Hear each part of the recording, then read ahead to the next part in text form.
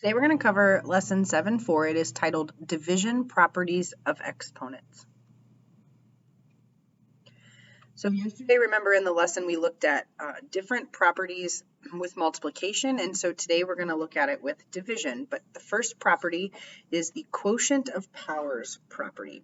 This says that the quotient of two non-zero powers with the same base equals the base raised to the difference of the exponents. So that's subtraction. If we have a to the m power over a to the n power, we will get a to the m minus n. So in the example, you can see 6 to the 7th over 6 to the 4th, and that equals 6 to the 3rd because 7 minus 4 is 3. 6 to the 3rd, when evaluated, is 216. So I want to show you why this works. 6 to the 7th, so that would be 6 times 6, 7 times. Dividing that by 6 to the 4th. Now you know, with fractions, we can cancel. When we have a factor in the numerator and a factor in the denominator, they cancel each other out. So I can cancel 4 6's from the numerator with 4 6's that are in the denominator. I can't cancel those last 3 6's because there's nothing left in the denominator to cancel with them. So you can see that 4 of them will cancel out the numerator. That will leave 6 to the 3rd in the numerator. So let's practice. First, we're just simplifying. So first, we're going to apply the property and then actually evaluate the answer when we can. Remember that when we simplify any of these expressions, we can never leave a number base that has an exponent. So using the quotient of powers property, we are going to subtract the exponents. 10 to the 12th divided by 10 to the 4th is 10 to the 8th. 12 minus 4 is 8. 10 to the 8th power, that is a 1 with 8 zeros. Or 100 million. 2 to the 10th divided by 2 to the 5th. 10 minus 5 is 5. 2 to the 5th power. That's 2 multiplied by itself 5 times, which is 32. Number 3, we have 3 to the 10th divided by 3 to the 7th. That's going to be 3 to the 3rd because 10 minus 7 is 3. 3 to the 3rd is 3 times 3 times 3, or 27. Now let's look at some examples where we have variables. R to the 9th divided by R to the 7th. Our base is the same, and so we're going to subtract the exponents. 9 minus 7 is 2. R squared. N to the 6th divided by n. Remember when you just have a variable without an exponent, it is an implied 1. So we are doing 6 minus 1, or n to the 5th power. 6, we have h to the a divided by h to the b. We have the same base here, so we need to just subtract the exponents. Now, I can't actually subtract a minus b, so we would write h to the a minus b power. Now, if someone gave us numbers to substitute in for a and b, then we could subtract. Okay, let's mix it all up. Let's put different variables, let's have coefficients and see how we can handle this. 6ab squared all over negative 2ab. I typically will teach students to go through and do all of the subtraction first and then fix any negative exponents if you have to do that. So first what we need to understand is that those exponents, or those coefficients, are just like having a fraction or a division problem, 6 divided by negative 2. So we're going to take care of that first. 6 over negative 2 is the same as 3 over 1, or 3 over negative 1, or just negative 3. Remember, with a fraction, you actually can write the negative sign in the front, or in the top, in the bottom, or in the front. So we're going to take that, we're going to multiply it times, let's look at the a's. Remember, the a's have an exponent of 1. 1 minus 1 is 0. Anything to the 0 power is just 1. So the a's actually cancel each other out. Now I have b squared over b to the first. 2 minus 1 is 1. So we get b to the first, or just b. So this becomes negative 3b. Number 8, again, those a's have an exponent of 1. 1 minus 1 is 0. Anything to the 0 power is just 1. So the a's really just cancel out. I don't need to write the 1. You'll notice I don't have any b's in the bottom. So I don't have anything to cancel out in the top. So we just have b squared. And then we're going to do c to the third divided by c squared. 3 minus 2 is 1. So b squared c to the first, or just b squared c. Number 9, a squared c cubed divided by ac to the fifth. So again, this a has an exponent of a 1. 2 minus 1 is 1, so we just have a to the first, or a. Then we have c to the third divided by c to the fifth. Be careful here, because when we subtract, 3 minus 5 is negative 2. But remember that we can't leave negative exponents in our answers, so we need to move that down into the denominator since it is actually division. A divided by c squared.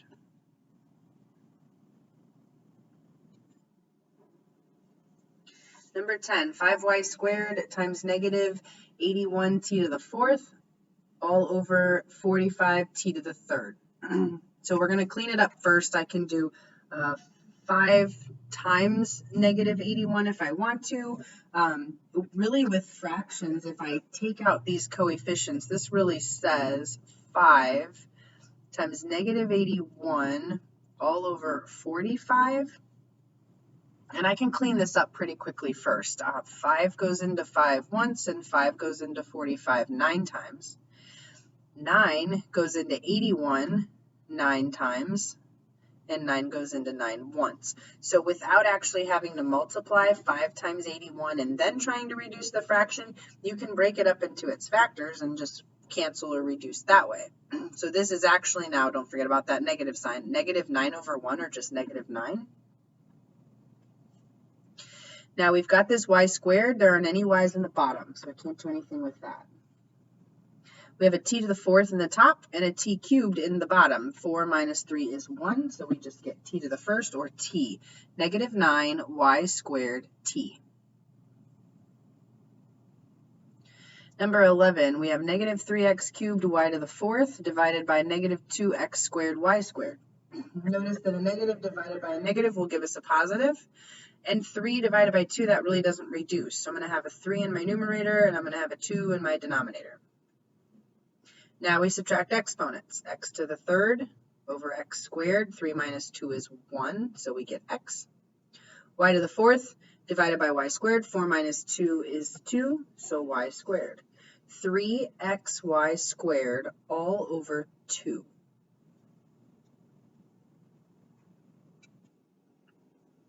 The next property today is called the positive power of a quotient property. This says that if you have a quotient that's raised to a positive power, it's going to equal the quotient of each base raised to that power. So we also had product of a power. That was yesterday, where when you have multiple things inside of a parentheses and everything is being squared, then remember everything inside gets squared. This is that same thought process. The numerator and the denominator both are being raised to that power. So if you have a over b raised to the m power, then it's a to the m over b to the m. And here you can see it in action. 3/5 raised to the fourth power. That's 3 to the fourth over 5 to the fourth, or 81 divided by 625, or 81 over 625. So let's practice. 2 to the third, or 2/3 raised to the fourth power. So that's 2 to the fourth over 3 to the fourth. Then that's going to be 2 to the fourth is 2 times 2 times 2 times 2, which is 16. 3 to the fourth is 81. This fraction does not reduce, so your answer is 16 over 81. On number 13, we have 6 over 2 all raised to the third power. So using the property, that's 6 to the third over 2 to the third.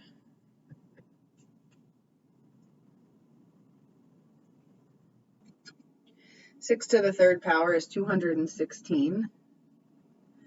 2 to the third power is 8, and now we have to start checking to reduce this fraction because 216 is even.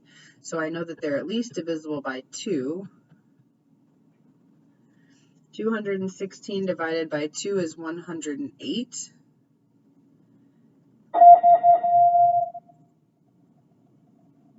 8 divided by 2 is 4. Now they're still even again. You might be able to see here a little bit easier that 108 is actually divisible by 4. I'm going to take a little bit of a shortcut. I know 100 is divisible by 4, 8 is divisible by 4, so 108 has to be divisible by 4. And that's 27 over 1, or just 27. So let's talk about a little trick. Why on number 12 did we not have to reduce that fraction, other than the fact that it doesn't reduce, and why on 13 did we? So one thing you can check is if your fraction in here, before you apply the properties, is already in simplest form, then you won't have to reduce out here. So this is simplest form. But in example 13, this was not reduced. So 6 over 2 is not reduced. And you could actually reduce it first. So what would that look like? Well, if we take 6 divided by 2, that's 3. So this becomes 3 to the third power. And 3 to the third power is 27. So you can see that you do get the same answer. If you can simplify that fraction, if it's not reduced, I would go ahead and simplify it first. It'll give you smaller numbers to work with, but then you can apply the property. Okay, we have x to the third over 2 to the y, what the heck, equal, or raised to the second power. You're squaring everything. Now, this is where we have to remember our rule. Power to a power from yesterday said we multiply when you have powers raised to powers. So x to the third squared would be x to the sixth. 2 to the y squared would be 2 to the 2y. And until I know what y is, I really can't do anything here. All my exponents are positive. I don't have anything repeated, so that's all we can do. 15, we have c squared divided by d to the third, all raised to the fourth power. So that's going to be c to the 8th over d to the 12th. Right? Both pieces, or every piece inside, is going to get that fourth power. And now let's talk about scientific notation. So we also learned yesterday how to multiply numbers in scientific notation, and now we're going to divide numbers in scientific notation. The rule here, when you have numbers in scientific notation, is you are going to divide the factor in front. So 3 divided by 6 is 0.5 times 10 to the 10 minus 6. You get to subtract the exponents, 10 to the 4th. This number is not in proper scientific notation because 0.5 is too small, so we need to move the decimal 1 time to the right. Because I am making this number bigger from 0.5 to 5, that means I've multiplied by 10 an extra time, so I need to take one of those 10s away. 10 to the third. 5 times 10 to the third.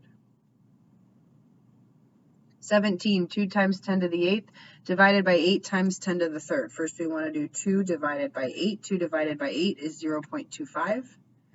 And we're going to subtract the exponents. 8 minus 3 is 5. Again, this number is too small. We need to move the decimal 1 time to the right. So instead of 0.25, it's 2.5 times 10 to the, we made 0.25 bigger, so we need to make this exponent smaller. 2.5 times 10 to the 4th. And so that's our rules for any types of quotients, working with quotients. So we saw two properties today and we worked with scientific notation. I will check your notes in class and we'll work on worksheet 7-4.